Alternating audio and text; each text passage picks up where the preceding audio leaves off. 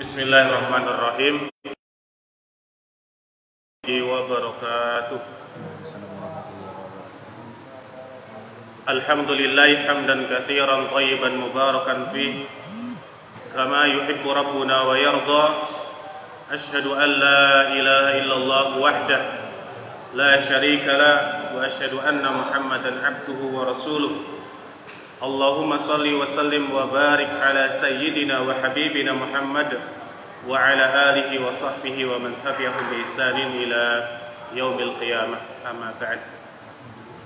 Kaum muslimin, para jamaah salat maghrib yang insyaallah dimuliakan Allah Subhanahu wa taala, marilah senantiasa kita basahi lisan kita untuk berzikir kepada Allah Subhanahu wa taala, mengucapkan rasa syukur kita kepada Allah Subhanahu wa taala dengan begitu banyaknya limpahan taufiknya, limpahan maghfirahnya, ampunannya kepada kita, sehingga Allah Subhanahu wa taala masih memberikan kesempatan kepada kita untuk bersama-sama menimba ilmu agama, memperdalami kualitas kepahaman kita kepada dinul Islam, yang mana pemahaman kita kepada dinul Islam itu juga merupakan kewajiban, karena seorang muslim dituntut, diwajibkan untuk mengetahui yang pertama adalah man rabbuka, siapa Tuhan kita, siapa Allah Subhanahu wa taala secara detail.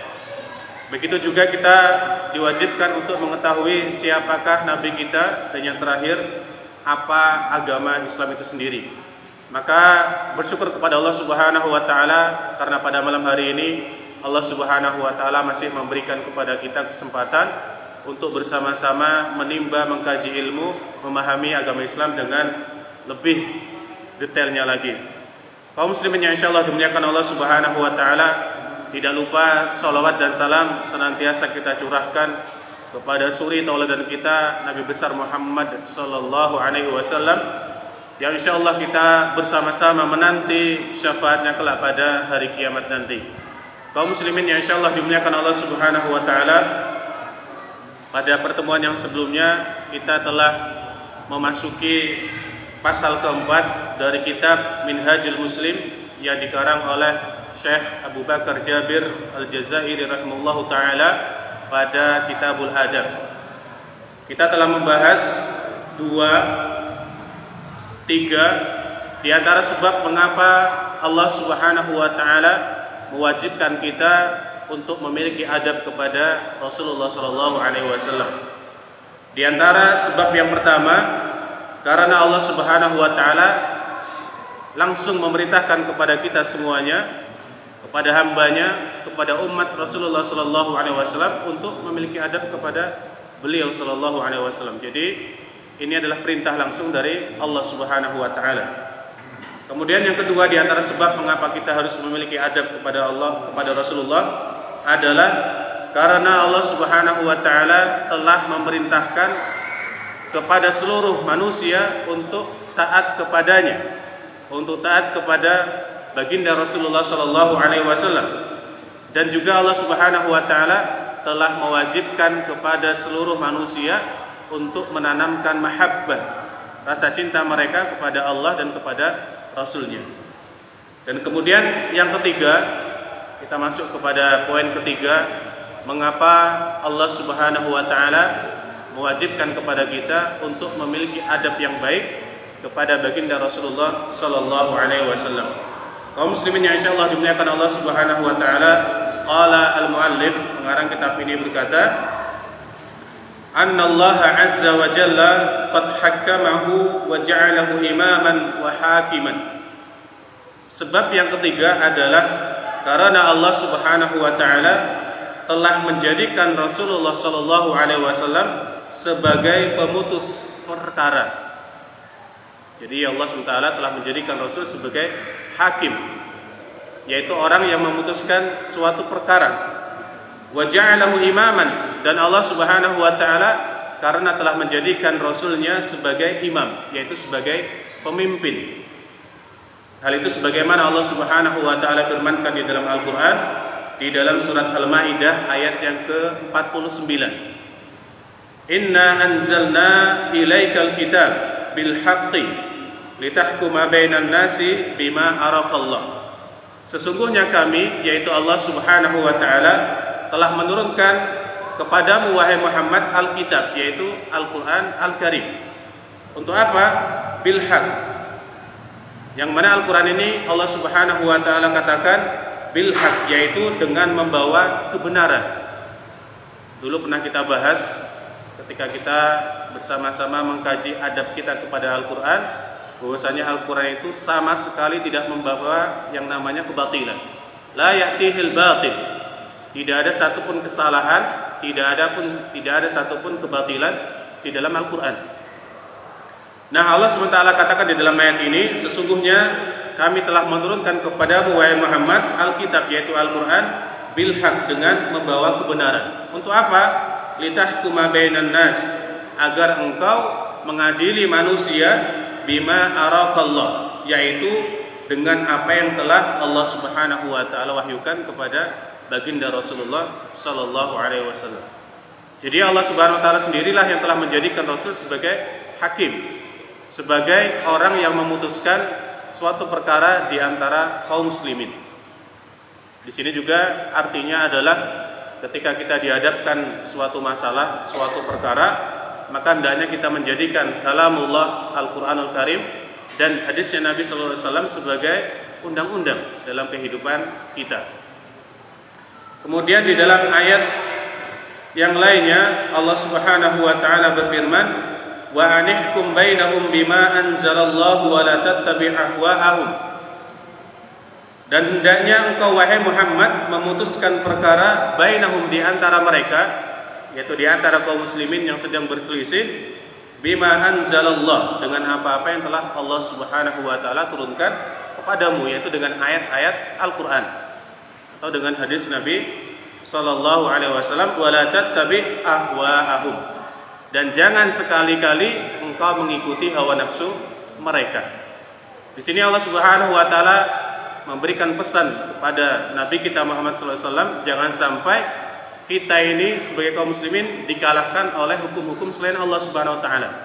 Kalau kita mengikuti hawa nafsu orang, maka kita akan meninggalkan Al-Qur'an, kita akan meninggalkan hadis. Maka jangan, kemarin sudah kita sampaikan, yang kita dahulukan adalah Al-Qur'an, kemudian hadis Nabi, baru kemudian ijtihad manusia, ijtihad para ulama dalam menetapkan suatu hukum. Karena kalau kita lebih mengedepankan akal pikiran kita lebih mengedepankan hawa nafsu kita, maka Al-Quran akan banyak yang ditinggalkan. Terlebih ketika orang mengatakan Al-Quran dan hadis sudah tidak lagi relevan diterapkan di saat ini, di masa saat ini. Sehingga ayat-ayat yang cocok diambil, hadis-hadis yang cocok diambil, sedangkan yang tidak cocok akan ditinggalkan. Ini tidak baik. Maka seharusnya kita sebagai kaum muslimin senantiasa menjadikan Al-Quran dan hadis sebagai pedoman dalam kehidupan kita, agar kita tidak sesat. Karena Nabi telah berpesan kepada kita, laqad taraktu fikum ba'di, sungguh saya telah meninggalkan setelah saya meninggal ini dua hal yang mana ketika kita berpegang teguh kepadanya kita tidak akan pernah sesat, yaitu Al-Quran dan hadis. Kapan? Manakala kita menjadikan kedua sumber ini sebagai dalil dalam menetapkan suatu perkara. Kaum muslimin yang insyaallah dimuliakan Allah Subhanahu wa taala. Kemudian di dalam ayat yang lainnya, di dalam surat An-Nisa ayat yang ke-65, Allah Subhanahu wa taala berfirman, "Fala wa rabbika la yu'minuna hatta yuhaqqimuka fi ma shajara bainahum." Fala wa rabbika, maka demi Tuhanmu, kata Allah Subhanahu wa taala, la yu'minuna, mereka yaitu orang-orang atau para manusia tidak akan beriman, benar-benar beriman kepada Allah sampai mereka menjadikan wahai Muhammad sebagai hakiman, itu sebagai penentu atau sebagai orang yang mengadili di antara kaum muslimin. Fi ma syajara bainahum, di antara kaum muslimin ketika mereka mendapatkan perkara yang menjadikan mereka berselisih. Allah Subhanahu wa taala mengatakan orang-orang yang tidak menjadikan Rasul sebagai hakim, sebagai penentu suatu perkara, sebagai pengadil di antara mereka ketika mereka berselisih, mereka tidaklah orang-orang yang beriman. Fala wa rabbika la yu'minuna. Allah menafikan keimanan di dalam diri kaum muslimin manakala kaum muslimin meninggalkan ayat-ayat Al-Quran dan hadis Nabi. Maka ini adalah perkara yang sangat luar biasa, perkara yang sangat besar. Jangan sampai kita ini mengambil perkataan-perkataan manusia dan kemudian kita meninggalkan ayat-ayat Al-Quran dan sabda Nabi Sallallahu Alaihi Wasallam. Kaum muslimin yang insyaallah dimuliakan Allah Subhanahu Wa Taala. Kemudian di sini ada ayat terakhir di dalam surat Al-Ahzab ayat ke-21 di mana Allah Subhanahu Wa Taala berfirman, laqad kana lakum, sungguh telah ada untuk kalian wahai kaum muslimin fi Rasulillah, di dalam jiwa Rasul, di dalam kepribadian Rasul sallallahu alaihi wasallam, uswatun hasanah, yaitu suri tauladan yang baik. Suri tauladan itu artinya orang yang kita ambil contohnya, orang yang kita jadikan sebagai idola, orang yang senantiasa kita unggulkan, orang yang senantiasa kita jadikan nomor satu. Maka Allah katakan, laqad kana lakum fi Rasulillahi uswatun hasanah liman kana yarjullaha wal yawmal akhir. Bagi mereka orang-orang yang mengharapkan Allah Subhanahu wa taala dan hari kiamat. Bagi mereka yang takut kepada Allah Subhanahu wa taala dan takut dengan hari kiamat. Kaum muslimin yang insyaallah dimuliakan Allah Subhanahu wa taala. Kemudian di antara sebab yang keempat yang disebutkan oleh pengarang kitab ini, di antara sebab mengapa kita wajib memiliki adab kepada baginda Rasulullah adalah annallaha ta'ala qad farada mahabbatahu ala lisanihi faqala, karena Allah Subhanahu wa taala telah mewajibkan kepada seluruh manusia untuk mencintainya melalui lisan Rasulullah sallallahu alaihi wasallam langsung. Jadi Rasul, kalau yang kedua tadi kita sampaikan, karena Allah telah mewajibkan kepada kaum muslimin untuk mencintainya lewat perkataan Allah Subhanahu wa taala langsung. Kalau yang keempat ini, Rasul sendiri yang telah memerintahkan kepada kita agar kita menjadikan Rasul sebagai orang yang paling kita cintai, melebihi cinta kita kepada selain Rasulullah sallallahu alaihi wasallam. Di mana Rasulullah sallallahu alaihi wasallam bersabda dari hadis Anas yang diriwayatkan oleh Anas bin Malik radhiyallahu anhu, walladzi nafsi biyadihi, dan demi zat yang jiwaku berada di tangannya, yaitu di tangan Allah Subhanahu wa taala. Maksudnya apa? Ya maksudnya ketika Allah berkehendak mencabut nyawanya Rasul, Allah berkehendak untuk mencabutnya. Maka dikatakan walladzi nafsi biyadihi, dan demi zat yang jiwaku berada di tangan Allah Subhanahu wa ta'ala. La yu'minu ahadukum, tidak akan sempurna iman salah seorang di antara kalian hatta akuna ahabba ilaihi min waladihi wa walidihi wan nasi ajma'in. Tidak sempurna iman salah seorang di antara kita kaum muslimin sampai kata Nabi, mereka menjadikan diriku lebih dicintai daripada anak-anak mereka, ayah-ayah mereka, orang tua mereka, atau manusia pada umumnya. Jadi yang ulangi, tidak sempurna keimanan salah seorang di antara kita sebagai kaum muslimin sampai menjadikan Nabi lebih dia cintai daripada anak-anaknya, kemudian kedua orang tuanya, dan manusia pada umumnya. Kaum muslimin yang dirahmati Allah Subhanahu wa taala, maka ketika kita lebih mencintai harta kita, rumah yang tinggi yang kita banggakan, kemudian gaji yang besar yang kita banggakan, atau mungkin anak-anak kita yang banyak yang kita banggakan, atau mungkin istri kita yang kita banggakan, lebih daripada cinta kita kepada Nabi dan kepada Allah, maka iman kita belum sempurna. Maka dijelaskan di dalam suatu hadis yang lainnya tentang kisah Umar bin Khattab, dari hadis yang diriwayatkan oleh Abdullah bin Hisham. Jadi suatu hari Umar bin Khattab, khalifah kedua Rasulullah, pernah datang kepada Nabi dan berkata, la anta ya Rasulullah, sungguh dirimu wahai Rasulullah, ahabbu ilayya min kulli syai', lebih saya cintai daripada segala sesuatu, illa min nafsi, kecuali dari diriku sendiri. Jadi artinya apa? Umar masih mencintai dirinya dan menjadikan Rasul sebagai orang kedua yang dia cintai. Maka dikatakan la anta ya Rasulullah ahabba ilayya min kulli syai' illa min nafsi.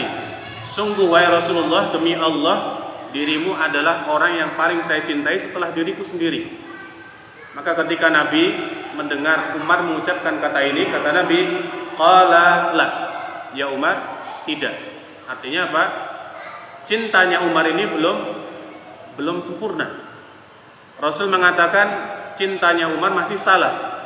Karena mengapa? Menempatkan Nabi di urutan kedua setelah dirinya sendiri. Maka kemudian kata Umar bin Khattab radhiyallahu anhu, walladzi nafsi biyadihi hatta akuna ilaika min nafsika. Rasulullah kemudian berkata kepada Umar bin Khattab setelah berkata, tidak wahai Umar, walladzi nafsi biyadihi hatta akuna ahabba ilaika min nafsika. Imanmu belum sempurna sampai engkau menjadikan diriku lebih engkau cintai daripada dirimu sendiri. Artinya apa? Jadikanlah Rasul di nomor pertama, di urutan pertama, baru dirimu sendiri urutan kedua. Kalau kita menjadikan Rasul di urutan kedua setelah kita, iman kita masih belum sempurna. Ini yang dikatakan Rasul kepada sahabat Umar bin Khattab. Maka kemudian Umar berkata kepada Rasulullah, fa innakal an wallahi ahabbu ilayya min nafsi. Maka kata Umar, ya Rasulullah, sungguh dirimu mulai saat ini demi Allah lebih saya cintai daripada diriku sendiri. Kaum muslimin yang dirahmati Allah Subhanahu wa taala, bahkan Umar bin Khattab sebagai seorang sahabat terbaik setelah Umar bin Khattab, setelah Abu Bakar As-Siddiq, juga lebih mencintai harta bendanya, lebih mencintai dirinya sendiri pada saat itu. Maka kita pun sama. Mungkin masih ada di antara kita kaum muslimin yang lebih mengidolakan mungkin orang-orang selain Rasulullah, lebih mengidolakan mungkin artis-artis bagi yang suka menonton televisi, atau lebih mendambakan anak-anaknya yang mungkin anaknya saat ini sudah memiliki jabatan yang tinggi, atau lebih mengagungkan istrinya, lebih mementingkan rumahnya dan lain sebagainya. Maka mulai saat ini kita tanamkan dalam diri kita bahwasanya Rasul adalah orang pertama yang wajib kita cintai setelah Allah Subhanahu wa taala. Jadi Allah, kemudian Rasulullah, baru diri kita. Diri kita harus kita cintai, jangan sampai kita kemudian lebih mencintai orang lain juga daripada diri kita sendiri. Makanya Allah SWT katakan di dalam surat At-Tahrim itu, ya ayyuhalladzina amanu qu anfusakum wa ahlikum nara. Wahai orang-orang yang beriman, jagalah diri kalian dulu dari api neraka, baru kemudian keluarga kita. Jangan sampai kemudian kita lebih menjaga orang lain, padahal diri kita sendiri masih perlu untuk dijaga. Maka perlunya kita belajar bersama di sini untuk meningkatkan pemahaman kita terhadap Islam itu sendiri, sehingga kita benar-benar mengislami Islam itu sendiri. Kita tahu siapa Allah, kita tahu siapa Rasulullah, dan apa ajaran yang dibawa oleh baginda Rasulullah SAW dengan cara tadi. Kita belajar, kita ikut taklim, mengkaji, membaca, melihat, dan lain sebagainya. Dan di antara cara mendapatkan ilmu yang paling baik adalah dengan cara memperbanyak membaca. Hal itu adalah sesuai dengan firman Allah di wahyu pertama, di ayat pertama yang Allah SWT turunkan kepada Rasulullah, yaitu surat Al-Alaq ayat 1 sampai ke 5. Iqra bismi rabbikal ladzi khalaq. Artinya ketika seseorang pengen lebih banyak wawasannya, pengen banyak pengetahuannya, harus banyak membaca. Harus banyak membaca. Kaum muslimin yang insyaallah dimuliakan Allah Subhanahu wa taala. Kemudian sebab yang kelima, mengapa Allah Subhanahu wa taala mewajibkan kita sebagai kaum muslimin, sebagai umatnya Rasulullah untuk mencintai Rasulullah Sallallahu Alaihi Wasallam, untuk memiliki adab yang baik kepada Rasulullah Sallallahu Alaihi Wasallam, yaitu ma ikhtassahu bihi Rabbuhu Ta'ala min jamalil khalqi wal khuluqi. Sebab yang kelima, karena Allah Subhanahu wa taala telah memberikan keistimewaan kepada baginda Rasulullah sallallahu alaihi wasallam berupa keindahan jasad. Jadi postur tubuhnya Rasul itu adalah postur yang paling ideal. Kemudian apa? Wal khuluqi. Dan juga karena Allah Subhanahu wa taala telah memberikan keistimewaan kepada baginda Rasul dengan keindahan akhlaknya. Dulu pernah kita sampaikan ketika sahabat bertanya kepada Aisyah, "Wahai Aisyah, berikanlah kabar kepada kami bagaimana akhlaknya Rasul, bagaimana adabnya Rasul." Maka Aisyah berkata, "Kana khuluquhul Qur'an." Kalau antum tanya bagaimana akhlaknya Nabi, bacalah Al-Qur'an, karena akhlaknya Nabi adalah sama seperti Al-Qur'an. 11, 12 atau 100% sama dengan Al-Qur'an. Artinya apa? Yang ada dalam Al-Quran sudah Rasul ajarkan, sudah Rasul terapkan, sudah Rasul kerjakan. Sehingga apa? Akhlaknya Nabi sama 100% dengan Al-Quran. Nah, di sini Allah Subhanahu wa taala telah memberikan keistimewaan yang luar biasa, baik dari segi fisiknya Rasul, kemudian baik dari segi akhlaknya Rasul. Wa ma habbahu bihi min kamalin nafsi, dan apa-apa yang telah Allah Subhanahu wa taala berikan kepadanya dari kesempurnaan jiwanya Rasulullah sallallahu alaihi wasallam dan zatnya. Wa huwa ajmalul makhluk, dan Rasul adalah manusia yang paling tampan. Kalau pernah kita dikabarkan bahwasanya nabi yang paling tampan adalah Yusuf, maka Rasul lebih tampan daripada Yusuf alaihissalam. Jadi Rasul ketika dibandingkan dengan siapapun, Rasul akan senantiasa unggul. Ini keistimewaan Rasul. Jadi Rasul ketika dibandingkan dengan nabi-nabi yang lainnya, Rasul Muhammad lah yang paling unggul di antara mereka. Dan ini merupakan keistimewaan yang tadi kita sampaikan, yang telah Allah berikan kepada baginda Rasulullah Sallallahu Alaihi Wasallam. Alal itlaq, artinya apa? Secara mutlak Rasulullah orang yang paling istimewa, memiliki akhlak yang paling luar biasa, memiliki tubuh yang juga luar biasa, dan juga memiliki paras yang tampan dibandingkan dengan manusia yang lainnya pada umumnya. Wa man kana hadha halhu kaifa la yajib at-ta'addubu ma'hu. Maka kalau sudah seperti ini ciri khas dari Rasulullah SAW, lalu mengapa kita tidak memiliki adab yang baik kepada Rasulullah? Maka kita harus memiliki adab yang baik kepada Rasulullah Sallallahu Alaihi Wasallam.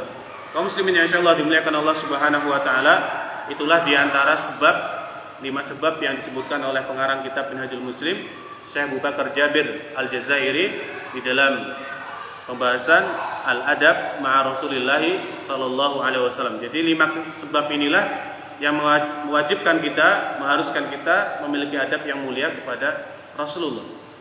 Lalu setelah itu, apa saja adab kita kepada Rasul? Apa saja adab yang harus kita miliki kepada baginda Rasulullah Sallallahu Alaihi Wasallam? Di sini yang pertama, di antara adab yang harus kita miliki tijah Rasulullah Sallallahu Alaihi Wasallam, yakni bi ta'atihi, mentaatinya. Ini yang sulit, mentaati Rasul. Karena jiwa manusia itu la ammaratun bisu. Inna nafsa la'ammaratun bisu. Jiwa manusia ini, kata Allah, senantiasa memerintahkan kita kepada hal yang buruk. Nafsu kita ini, jiwa kita secara tabi'i, secara tabiatnya senantiasa mengajak kita kepada hal-hal yang tidak baik. Suruh sholat ke masjid, alah sholat di rumah saja masih bisa. Mungkin bedanya cuma 27 sama 1 saja. Atau mungkin suruh ngaji, alah di YouTube juga ada kajian, nanti bisa saya dengarkan. Entah kapan dengarkannya, ini belum sempat didengarkan. Mentaati Rasul. Jadi yang pertama adalah mentaati Rasul, dan ini adalah perkara yang sangat sulit, perkara yang tidak mudah. Rasul memerintahkan ini, memerintahkan itu tidak mudah untuk kita kerjakan. Kalau tidak benar-benar hati kita ini tunduk kepada Allah dan cinta kepada Rasul, perintah-perintah Rasul itu akan kita tinggalkan. Contohnya seperti senantiasa saya ulang itu adalah perkara sholat berjamaah. Suatu hari Rasul pernah didatangi oleh Abdullah bin Umi Maktum, seorang yang buta matanya, yang sudah tua renta, pernah suatu hari datang kepada Rasul dan berkata, "Ya Rasulullah, berikanlah izin, berikanlah rukhsah, keringanan kepada saya Rasulullah untuk tidak sholat berjamaah di masjid." Yang pertama, dia sudah buta, rumahnya jauh dari masjid, dan kita bayangkan zaman dahulu di Madinah Al-Munawwarah masih banyak perbukitan, jalannya panas, tidak ada aspal, tidak ada tanah, yang ada hanya pasir dan gurun pasir. Sehingga apa? Sahabat ini mengatakan kepada Nabi dan memohon keringanan kepada Nabi, "Ya Rasulullah, berikanlah keringanan kepadaku supaya saya bisa sholat wajib 5 waktu di rumah." Karena dikatakan dalam hadis yang lainnya, tidak ada yang dapat mengantarkan saya ke masjid, tidak ada yang mengantarkan dia, menuntun dia ke masjid, tidak ada. Jadi apa yang diandalkan? Ya mungkin pakai tokat dan lain sebagainya. Maka kemudian kata Nabi SAW, "Oke lah kalau seperti itu, maumu silahkan Anda sholat di rumah." Jadi Rasul memberikan keringanan kepada dia, orang yang buta ini, untuk sholat di rumah. Karena yang pertama tadi sudah buta, rumahnya jauh, dan tidak ada yang mengantarnya ke rumah. Terlebih kalau sholat yang dikerjakan adalah sholat isya, belum lagi sholat subuh. Maka kata Nabi, "Ya sudahlah, sholat di rumah saja." Maka kemudian sahabat Abdullah bin Ummi Maktum ini berbalik dan ingin pulang ke rumahnya. Baru berbalik, oleh Nabi dipanggil, "Ya Abdullah bin Ummi Maktum, ta'ala, kemari." Kemudian Nabi berkata, "As-sami'tan nida, apakah kamu mendengar suara azan?" Maka kata Abdullah ini, "Na'am ya Rasulullah, sami'tu an-nida." Saya mendengar suara azan. Kalau Nabi, "Fa'ajib." Maka kalau kamu mendengar, datangilah sholat wajib tersebut dan tunaikanlah sholat tersebut di masjid. Ini kaum muslimin yang dirahmati Allah Subhanahu wa taala, orang yang masih diberikan oleh Allah SWT kesempatan kesehatan tetapi tidak secara sempurna. Karena ngapa? Pengingatnya sudah tidak ada pun masih diwajibkan untuk mengerjakan sholat jamaah di masjid. Terlebih bagi kita ketika kita diberikan oleh Allah kesempatan, kemudian kesehatan, kaki masih 2, kemudian tangan masih ada, mata masih bisa melihat. Maka kalau tidak ada udzur yang syar'i seperti hujan, sakit, kemudian bersafar, maka mari kita kerjakan sholat bersama-sama di masjid. Karena itu juga termasuk syiar kaum muslimin. Karena kalau orang sudah tidak lagi ke masjid, syiar Islam itu akan satu persatu hilang. Maka di antara bentuk menghidupkan syair atau syiar Islam itu dengan menghadiri masjid-masjid Allah SWT, menunaikan kewajibannya. Meskipun di rumah pun ya mendapatkan pahala dan diterima sholatnya sah saja. Tapi ada yang lebih afdal, yaitu kita kerjakan di masjid Allah, di masjid Allah Subhanahu wa taala. Kecuali tadi ketika kita memiliki udzur yang syar'i. Kaum muslimin yang dirahmati Allah Subhanahu wa taala, jadi yang pertama, adab kita adalah kita mentaati Rasulullah, wa iktifai atharihi, dan mengikuti jejak Rasulullah, wa tarassumu khutahu fi jami'i masalikid dunya waddin, dan kemudian kita mengimplementasikan langkah-langkah yang diambil Rasul itu di dalam seluruh kehidupan kita, dalam aspek dunia ataupun aspek akhirat. Jadi kita terapkan semuanya semampu kita. Kalau kita tidak mampu ya jangan dipaksakan. La yukallifullahu nafsan illa wus'aha. Allah itu tidak membebankan kita kecuali apa yang kita mampu. Artinya kalau kita nggak mampu ya jangan dipaksakan. Sama ketika turun hujan, kalau kita nggak bisa ke masjid ya sudah kita sholat di rumah. Karena mengapa? Itu merupakan rukhsah juga. Jangan sampai kemudian kita paksakan diri kita harus ke masjid. Enggak. Jadi kewajiban ke masjid tadi itu bisa bergugur ketika hujan turun atau mungkin jalan rusak dan sebagainya. Jadi jangan sampai kemudian kita juga saklek itu ya harus seperti ini juga enggak. Jadi semampu kita saja. Kemudian yang kedua di antara adab kita kepada Rasulullah, alla yuqaddima ala hubbihi wa tawqirihi wa ta'dimihi hubba makhluqin. Hendaknya kita tidak lebih mendahulukan cinta kita kepada makhluk, kepada selain Nabi SAW, dan juga kita tidak menghormati orang-orang selain Nabi Muhammad SAW, dan juga kita tidak mengagungkan orang-orang selain Nabi Muhammad SAW melebihi pengagungan kita, penghormatan kita, cinta kita kepada Nabi SAW. Jangan sampai kita mengkultuskan seseorang pemimpin misalnya, atau mungkin seorang ustadz, seorang kiai, seorang syekh melebihi takdimnya kita, taukirnya kita, hubbunya kita kepada Nabi. Tetap Nabilah yang tetap urutan pertama dan nomor satu. Kemudian yang ketiga, di antara adab kita kepada Rasulullah, muwalatu man kana yuwali. Hendaknya kita mencintai orang-orang yang dicintai Nabi. Ini yang disebut dengan al-wala. Jadi kita harus mencintai siapapun yang dicintai Nabi. Wa mu'adatu man kana yu'adi. Dan hendaknya kita memusuhi setiap orang yang dimusuhi oleh Nabi. Waridha bima kana yardha bihi. Dan kita meridhoi setiap apa yang diridhoi oleh Rasulullah. Wal ghadabu lima kana yaghdabu lahu. Dan hendaknya kita membenci setiap apa yang dibenci oleh Rasulullah Sallallahu Alaihi Wasallam. Jadi pembahasan ini sering dibahas di pembahasan akidah atau tauhid dengan pembahasan al-wala wal bara. Sikap cinta kita dan benci kita kepada orang. Jangan sampai kita terbalik. Lebih cinta kepada orang munafik, lebih cinta kepada orang kafir daripada kaum muslimin sendiri. Kita gontok-gontokan, kita saling cerca-mencerca kepada kaum muslimin, sedangkan kepada mereka orang-orang kafir dan orang-orang munafik, musyrik malah biasa-biasa saja. Ini bahaya. Maka kita tanyakan hati kita, apakah benar-benar kita cinta kepada Rasul dan kepada Allah. Karena kalau kita benar-benar cinta kepada Allah dan Rasulnya, kita akan lebih mencintai kaum muslimin daripada orang-orang kafir dan kaum munafik. Kemudian yang keempat, ijlalu ismihi. Hendaknya mengagungkan nama Rasulullah, wa tauqiruhu 'inda dzikrihi, dan memuliakan Rasulullah ketika mendengar namanya disebut. Kemarin sudah pernah kita sampaikan, maka barang siapa yang mendengar suara Nabi disebut, kita disunnahkan, dianjurkan untuk bersolawat kepadanya. Karena barang siapa bersolawat kepada Rasul 1 kali, Allah akan balas bersolawat kepada dia 10 kali. Dan orang yang paling bakhil adalah orang yang ketika namaku disebut, dia tidak mau bersolawat kepadaku. Maka di sini poin yang keempat, adab yang keempat adalah mengagungkan nama Nabi dan memuliakan namanya ketika nama Rasulullah disebut. Wassalatu wassalamu alaihi, dan bersolawat dan taslim kepadanya. Ini diantara adab yang keempat. Kemudian adab yang kelima, tasdiquhu fi kulli ma akhbara bihi min amrid dini wad dunya.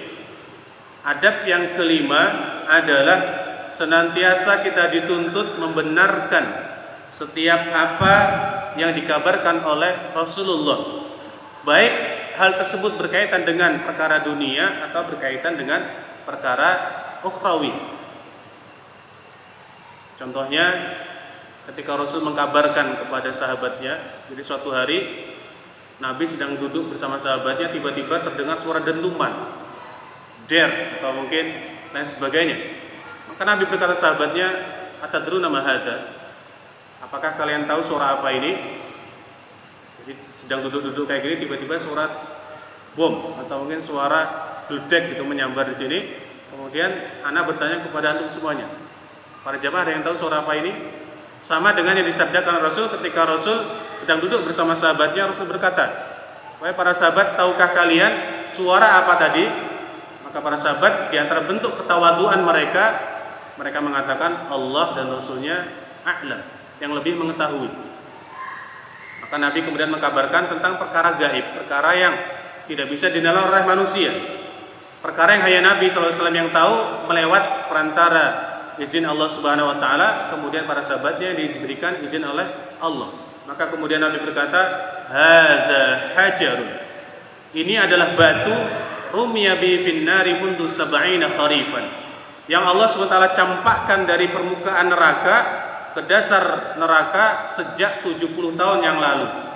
Wa huwa yahwi finnaril an, dan sekarang batu yang besar tadi yang Allah campakkan ke dasar neraka telah sampai ke dasarnya setelah 70 tahun perjalanan. Wa sami'tum wajibataha, maka kemudian kalian para sahabat mendengar suara tadi. Ini kan perkara yang tidak kita bisa nalar. Ini adalah perkara yang gaib. Tetapi apa? sebagai seorang muslim wajib membenarkan, mengimani bahwasanya hal tersebut adalah benar adanya. Rasul bisa mendengar hal tersebut juga melalui izin Allah Subhanahu wa taala. Bahkan para sahabat yang saat itu hadir di sana pun bisa mendengar suara dentuman tadi.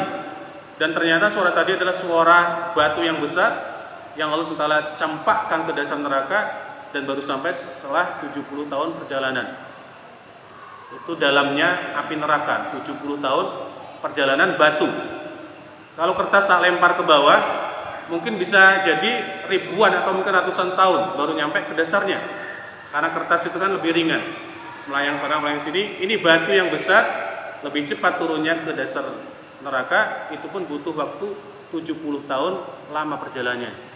Maka kita mohon kepada Allah supaya kita benar-benar dijauhkan dari siksa api neraka, dan kita mohon kepada Allah agar kita semuanya dimasukkan ke dalam surganya Allah Subhanahu wa taala. Allahumma amin.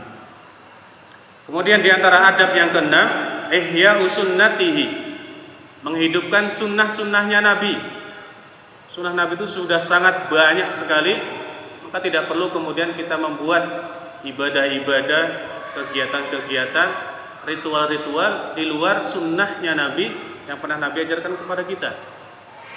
Banyak kaum muslimin ini yang sekarang sibuk dengan ibadah-ibadah yang kita sendiri masih pertanyakan, apakah benar-benar dicontohkan Nabi, apakah benar-benar ada atau tidak.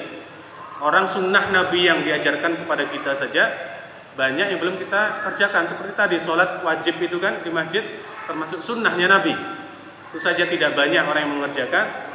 Tapi kemudian mengapa manusia lebih berbondong-bondong mengerjakan amalan yang kadang itu bukan sunnahnya dari Nabi SAW. Maka di antara adab kita kepada Nabi adalah kita menghidupkan sunnahnya, wa idharu syari'atihi, dan kita menampakkan apa? Syiar-syiar Islam. Jangan sampai kita ini sebagai seorang muslim malah membenci syiar-syiar Islam. Ada orang berjenggot kemudian dihina. Oh, ada kambing lari atau mungkin kambing sedang kabur. Melihat orang berpakaian cingkrang kemudian dihina. Padahal ini merupakan syiar yang sejak zaman Nabi masih hidup telah dihidupkan oleh baginda Rasulullah. Tapi saat ini sedang dianggap asing.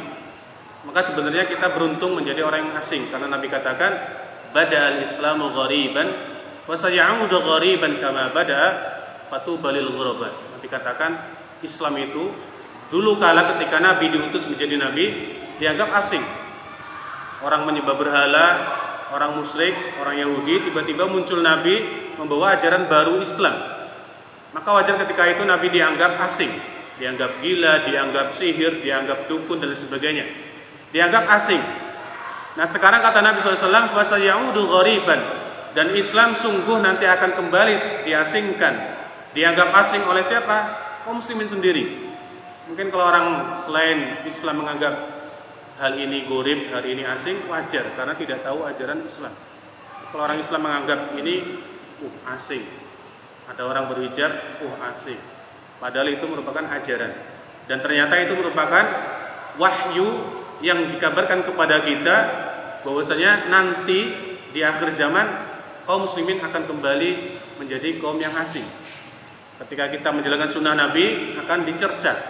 Ketika kita menjalankan sunnah Nabi akan dijauhi, dimusuhi bahkan oleh saudara-saudara kita sendiri. Maka kata Nabi, fatuba lil ghuraba. Maka beruntunglah kalian orang-orang yang sedang diasingkan.